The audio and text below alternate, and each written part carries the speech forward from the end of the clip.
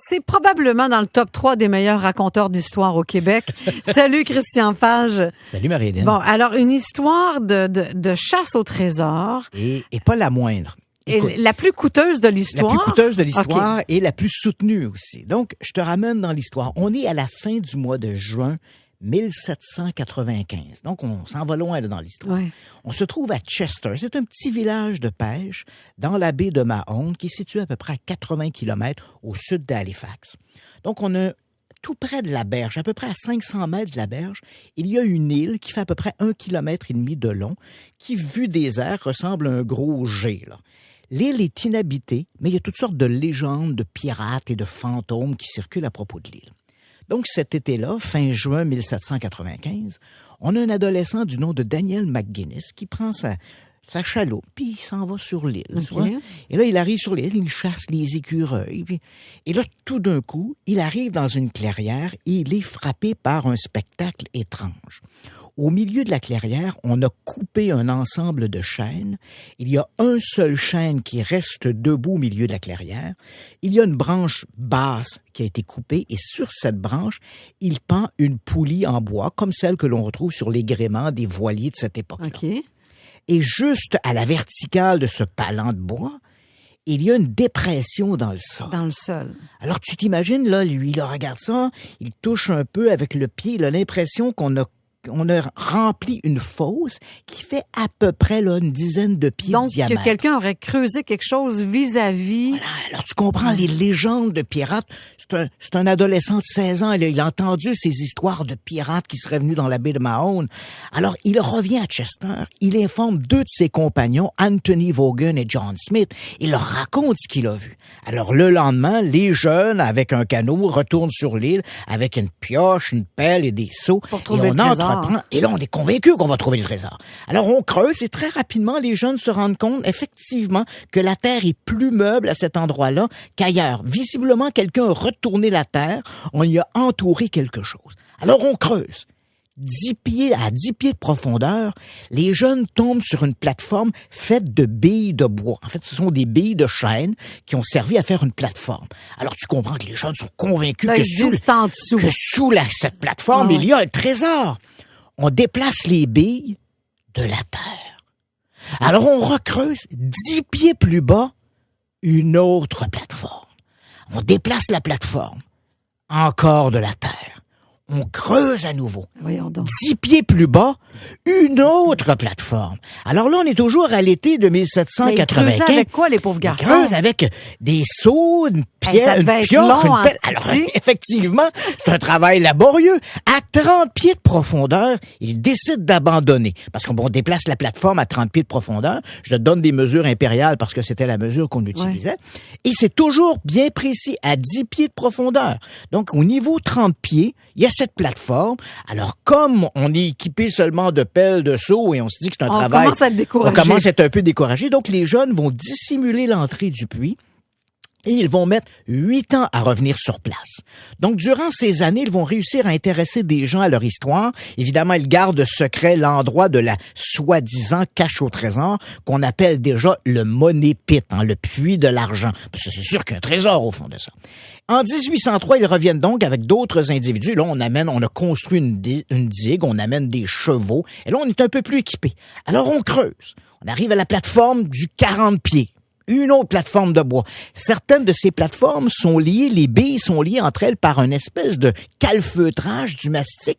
Et dans d'autres cas, on retrouve de la fibre de noix de coco. Inutile de dire qu'il n'y a pas de noix de coco qui pousse en Nouvelle-Écosse. Non, c'est ça. Alors, Alors, on ça dit, vient... ça doit Ouais. être exotique, ça doit Là, on voit être des des pirates pirates, venus ouais. des Antilles. Alors, on creuse 50 pieds une plateforme, 60 pieds une plateforme, 70 pieds une autre Non, plateforme. c'est une blague. 80 pieds une plateforme. À 90 pieds, on trouve quoi? Une plateforme? Ben non, une roche. À 80... Yes. À la plateforme du 90 pieds, crois-le ou non, on trouve une pierre sur laquelle il y a des inscriptions qui ressemblent à des hiéroglyphes. Alors, on n'arrive pas à comprendre le message, on jette la pierre, et en dessous, il y a une autre plateforme. Et là, on fait venir des palans, on fait venir une espèce de pic qui traverse la plateforme de bois, et en dessous, il semble y avoir autre chose que de la terre. Alors là, on est convaincu, on se dit là, le trésor, on y est. Là, j'ai hâte qu'on trouve d'autres choses que des plateformes. Et on est un vendredi soir. Oui. Alors, on se dit, on remet les travaux. Là, on est quand même rendu aux alentours de 1850. Il ne reste que 2 des 3 découvreurs originaux qui font partie des chasseurs de trésors. Alors, on se décide de dire, on remet ça au lundi. Lorsque les hommes reviennent dans l'île le lundi suivant, le puits est inondé jusqu'à la hauteur de à peu près 10 pieds de la surface. Qu'est-ce qui s'est passé? Alors, je vais essayer de te raconter l'histoire assez courte parce que c'est long. On va verser du colorant dans l'île parce que là, on commence à pomper l'eau et on découvre à un moment donné, quelqu'un goûte à l'eau et dit « Hey, c'est de l'eau de mer. On est en train de pomper l'océan par notre dernier trou, là. » Alors, on va jeter du colorant dans l'eau pour découvrir que les architectes du puits ont construit 2 canaux d'inondation qui sortent de chaque côté de l'île parce qu'on voit le colorant sortir de chaque côté de l'île. Donc, quelque part en dessous du niveau du 90 pieds, des canaux d'inondation ont été construits pour venir avec la mer. Inonder le puits central. Alors là, c'est bévue par-dessus bévue. On tente de percer un puits, de construire un puits à côté pour détourner le courant d'eau. Le premier puits s'écroule sur le deuxième. On se ramasse avec un gigantesque trou qui fait 20 à 30 pieds de diamètre, qui est rempli de boue. Alors on creuse. Et on creuse encore aujourd'hui. Oh non. Absolument. Aujourd'hui, l'île, le bout de l'île, parce qu'on n'a jamais rien trouvé, hein. On a trouvé des bouts de bois, une paire de ciseaux, tu vas pas t'en aller comme ça. Mais écoute, je te défends de t'en aller comme ça. Écoute, depuis ces dernières années, le bout de l'île appartient à des industriels américains millionnaires qui sont fascinés par cette histoire. Ils ont acheté le bout de l'île. Ils produisent eux-mêmes une série télévisée qui s'appelle La malédiction de l'île Oak ou la Oak Island, la malédiction d'Oak Island. Et là, depuis 6 ans, ils creusent, ils ont investi des millions et chaque semaine, ils sont tout heureux de sortir un bout de bois, une paire de ciseaux, un clou, sont rendus à 300-400 pieds de profondeur dans le maudit puits. Mais clairement, il n'y a aucun trésor là. Ils n'ont jamais rien trouvé. Et c'était quoi? C'était assez amusant parce que on les voit, ils sont tous énervés. Ils ont trouvé un clou, un marteau, un vieux marteau, une vieille paire de ciseaux. Ils disent, mon Dieu, si vous voulez s'ouvrir une quincaillerie antique, ça serait bon. Mais ce qu'on cherche, c'est un trésor. On n'a jamais rien sorti de ce puits de quelque valeur que ce soit. Mais Christian, comment on explique les plateformes à chaque 10 pieds? Personne ne peut l'expliquer. Il y avait une construction là auparavant. Visiblement, il y avait une construction là, une construction complexe. Hein? Il y a des ingénieurs qui ont dit il aurait fallu un travail de 2 ans, 24 heures sur 24, 200 hommes à l'époque pour construire un chantier aussi important que ça, avec les puits d'inondation, les plateformes toutes les 10 pieds. Mais on n'a jamais rien trouvé dans ce puits-là. Et c'est là qu'elle est cette énigme.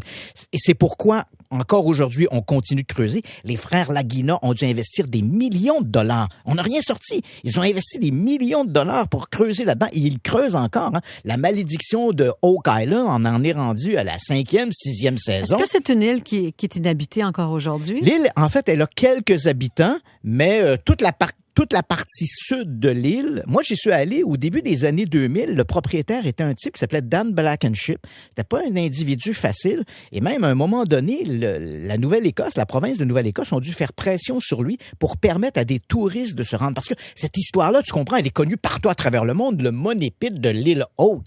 Et ce Blankenship refusait aux gens de se rendre sur place. Alors, il y a eu des pressions du gouvernement de la Nouvelle-Écosse qui ont autorisé. Et là, finalement, Blankenship a cédé. Il a permis aux gens de se rendre sur place. Mais on n'a jamais rien trouvé. C'est un mystère Mais si quelqu'un trouvait un trésor sur cette île-là, il appartiendrait à qui, le trésor? Il appartiendrait aux découvreurs. Ah oui, pas à l'État? L'État aurait quand même son mot à dire là-dedans. Elle aurait un 10% de droit sur le souterrain puisque c'était trouvé dans le sous-sol. Mais on n'a jamais rien trouvé. Merci beaucoup, Christian Page. Franchement, là, c'est une histoire qui a aucun sens. Absolument. Qui se termine vraiment mal, en plus. Merci, Christian. À la semaine prochaine. Bye.